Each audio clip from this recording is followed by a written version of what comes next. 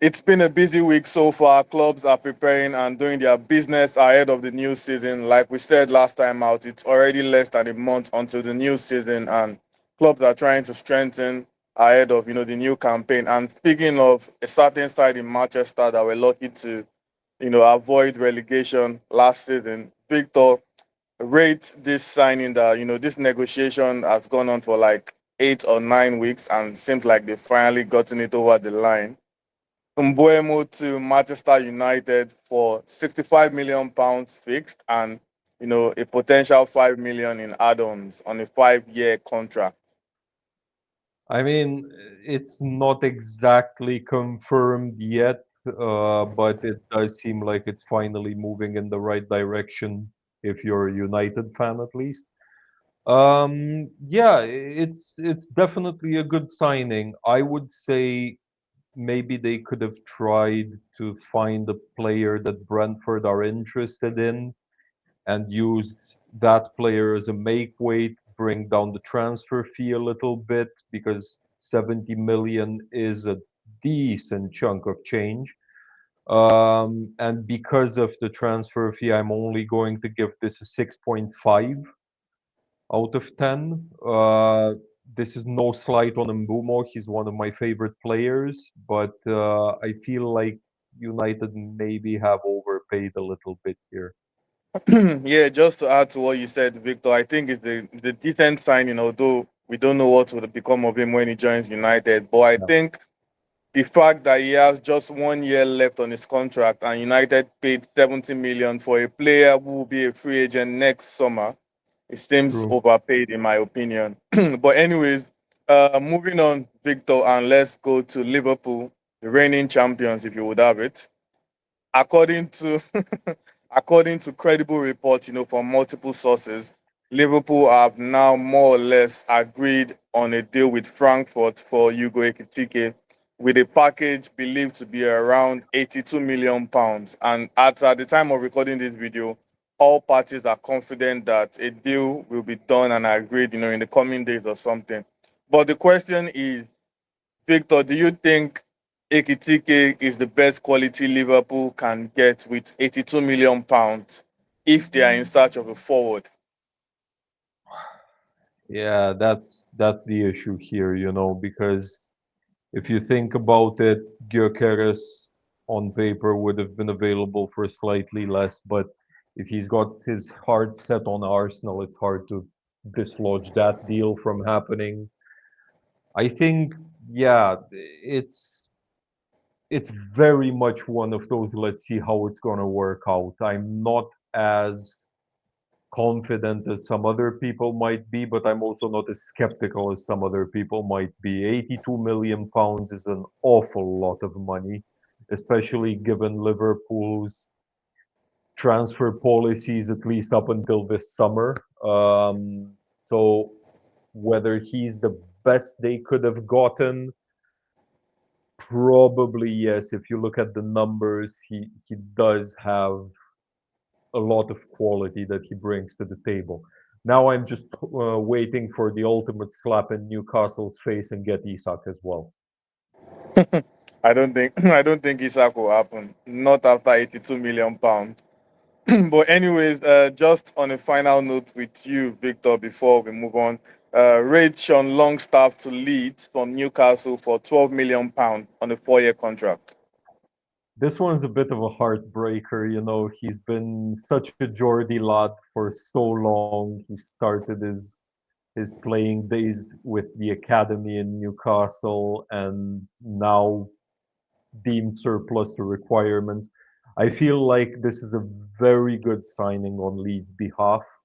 A lot of Premier League experience with him and truly a quality player, someone who can genuinely strengthen a team that's maybe targeting even a mid-table finish, not just avoiding relegation. The only downside to it that I see is he has had, as far as I recall, some injuries in the past, so his record isn't spotless. But then again, if it was spotless, he wouldn't be just 12 million pounds. So in terms of rating, I'm gonna go ahead and give this one a 9. Mm, fair enough. And over to you, Max. Rate Severin Naipan to Manchester City for £12.5 million on a 5 year contract, the highly rated youngster. I mean, the problem is he's probably not gonna have a lot of playtime at Man City, obviously because they have stars everywhere on each position, especially in the attack. So I just feel like they wanna buy him and then sell it to somebody like Chelsea in a couple of years with double price, because if they see City sign somebody, and especially for this low price, they're gonna look, oh wow, maybe it's a good youngster, let's steal it, and double the price, and then he leaves. So I feel like this is not a long-term project for Man City, so I'd rate it like 6.5, maybe a 7, not more. Mm, So yeah, then from Chelsea he then goes to Arsenal, right? Yes, no chance. and then to Fulham No chance. or Crystal Palace. No chance. This is happening. Anyways, still with you, Max. We spoke about the domino effect with Liverpool, Newcastle, Ekitike, and Isak, and now that it looks like Liverpool have more or less gone over the line for a deal to sign Ekitike. The reports are also saying Isak. I don't know if I trust those reports, but Isak is believed to be open to a move to the Saudi Pro League. And Al Hilal are reportedly in the mix to sign him. And now the question is, will Newcastle let him go? Especially because reports are saying that they are not going to drop their valuation of £150 million for Isak. Mm, Definitely Newcastle would, because we all know that they were ready to sell him to anybody in Prem for 150, and if you sell him for 150 but not in Premier League, so he's not changing any other team, it's definitely a better for you as a Newcastle manager. So obviously, if you have 150 from Saudi team, you're doing this transfer.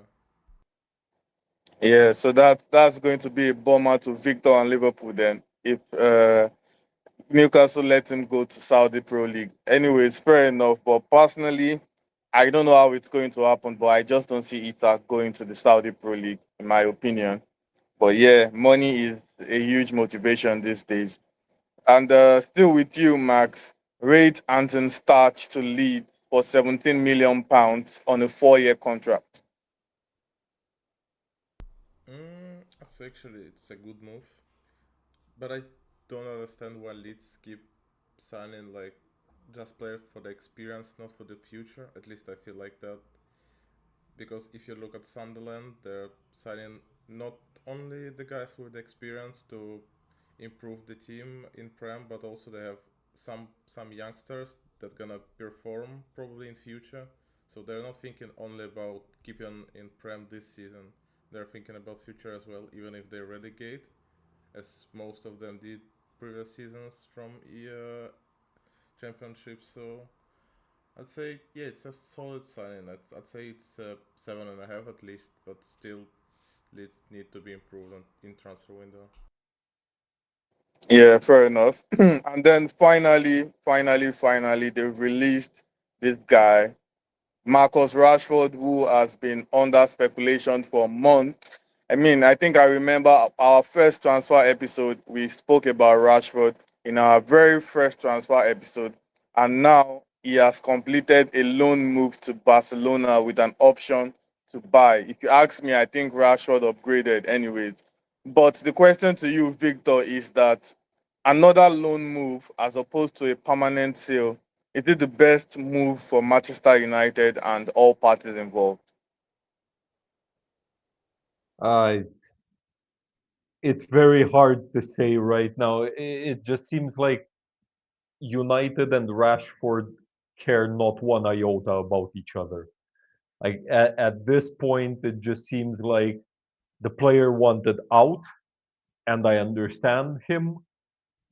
The club wanted him out. I don't get that, but okay. It's just a matter of, yeah, they did this simply because they probably didn't find anyone who was willing to pay as much as United was asking for. Now, this is an option to buy, not an obligation to buy. We might come back next summer having the same problem with Rashford still kind of stuck in limbo like this. It's definitely a good move for the player. At least gets to test himself outside of England. I'm quite looking forward to seeing what he can do in La Liga. But as for United, they haven't done enough to convince me that they know what they're doing in terms of transfers. To be honest, this is just who they let go, who they get, who they decide to keep, despite Lord knows they Fair should have enough. let they should have let Onana go last year, you know. And Yeah. now they're trying their hardest to get rid of a player who has had resurgence after resurgence, you know, in Rashford, and it's just not it doesn't sit right with me. But then again, few things that United do sit right with me. So yeah, Fair enough. And just on a final note for this episode, Victor, rate Kyle Walker Peters to West Ham, free transfer on a 3-year contract. it's hard to knock a free transfer. You know, it's hard to say, okay, even though it's a free transfer, I still want my refund. You know, but I still feel like this doesn't do much to save West Ham. I just don't see West Ham staying up anymore this season. I think they'll be one of the three teams going down next summer. And he brings some experience, and he's a good option to fall back on, I suppose. But I don't think West Ham have what it takes anymore. So if I was to rate his transfer to West Ham from his perspective, I would say 7. From West Ham, I would say 4.5, even though it's on a free. Yeah, fair enough. I think I can't disagree with your sentiment. And on that note, that's all we have in this transfer episode. It was definitely packed with a lot of confirmed transfers to rate, and obviously and hopefully before this time, next week when we do our next episode, there will be lots of development and new stuff to talk about.